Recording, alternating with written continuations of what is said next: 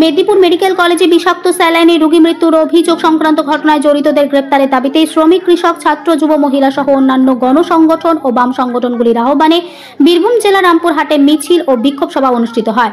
মিছিল শেষে সিএমওএইচ অফিসের সামনে স্বাস্থ্যমন্ত্রী পুষ্পতরিকা পরানো হয়। বীরভূম থেকে মোহাম্মদ সফিউল আলমের report, smile India news Bangla.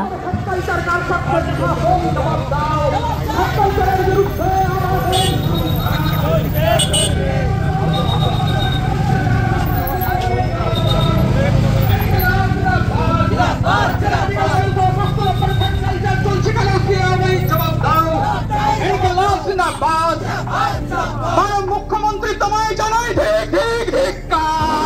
রাজ্যের প্রতিমৃত্যুর প্রতিবাদে মুখ্যমন্ত্রী তোমার পুতুল করছে পূর্বে রাজ্যে ভেজাল ওষুধ প্রয়োগে, ভেজাল স্যালাইন প্রয়োগে প্রসূতি মৃত্যুর প্রতিবাদে ঘৃণার আগুনে